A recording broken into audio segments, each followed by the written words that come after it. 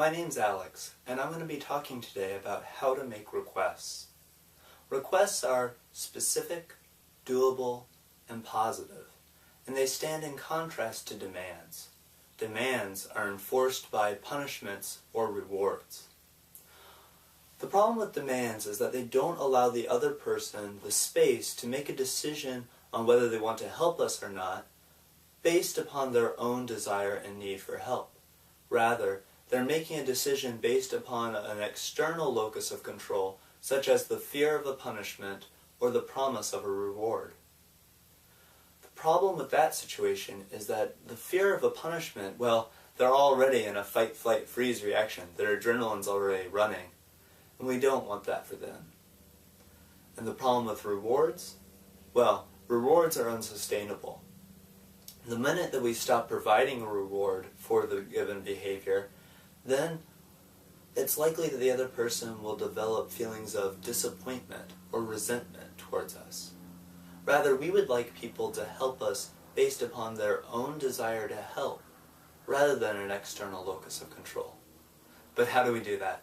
How do we give people the space to feel free to say yes from their own heart, rather than feeling coerced into saying yes? Well, all requests have three specific components. First, requests are doable. We want to make sure that what we're asking of the other person is something actually within their power, within their means to do. When we make requests that are unreasonable, something that the other party can't do, they're likely to feel fearful of failure, that they know that they can't do this, and that's likely to push them into a fight or a flight response where they're going to pull away from us, argue, or try to disengage from the entire interaction. So for example, if I were to go up to someone and my house is on fire and I ask them, "Will you save my cat?" they're not likely to respond too positively. They may freeze up like a deer in headlights, unsure what to do. Or they may feel uncomfortable with my request, my demand really, that they want to disengage, pretend like they're not part of the situation. What might be a more helpful request would be to say something like, "Can I use your cell phone?" Or, "Will you please call 911 for me?" These requests are much more doable. They're much more within the other person's power to accomplish. Second, requests are specific. We want to give the other person the adequate information they need to know exactly what they can do to help us. If we leave our demands open and vague, it doesn't allow the other person to really understand what it is we're looking for. So for example, if I'm to ask my friend, "Hey, can you help me as I'm moving boxes from the basement up to the living room?"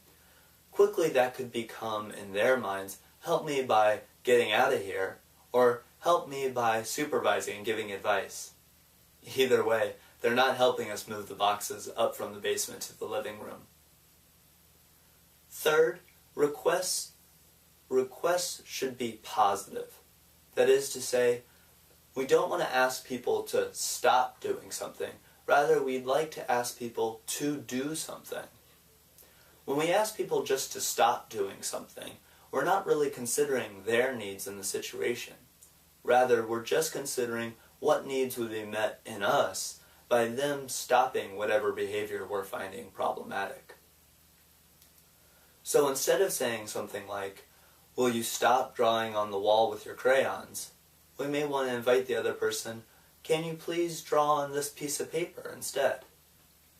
This shows that we're considering both their own needs in a situation and our own needs. So, now that we've looked at the three elements of any good request, let's talk about the three different types of request. First, there are connection requests. These look like, "Hey, can you help me understand what's going on for you right now?" Connection requests invite the other person to share with us what it is that they're feeling and needing in a given situation. It provides the space for us to really get connected with each other on what it is the other person is really experiencing, so we can share in that. Second, there are partnership requests. These look like, "Hey, can you help me solve this problem?" Partnership requests invite the other person to move from an apparent conflict situation into a shared problem-solving situation. We're inviting the other person to become an equal partner with us in solving the problem that is before both of us. Finally, there are action requests. These look like, would you mind just waiting until I finish speaking, and then I also will be silent and politely listen until you finish speaking. Action requests save us a lot of time, and they start the conversation about what specific strategies would meet both of our needs. However, they don't really make it explicit to the other person that we really do cherish and are invested in meeting their needs as well as our own. So, now that we've gone over the 3 different types of requests and the 3 elements to any good request, let's talk through a few examples. First, do we hear a request or a demand when I say, leave me alone, respect my work, don't bug me about this? Well, that sounds like a demand. We're asking someone to stop interacting with us. We're not really giving them any sort of specific strategy that could meet their need for clarity or understanding. And really, through that, we're using a lot of anger that implies a certain amount of punishment if they were to not respect that question. So what would a request look like in that situation? We might want to say, could you give me 1 week before you check in with me again about this project?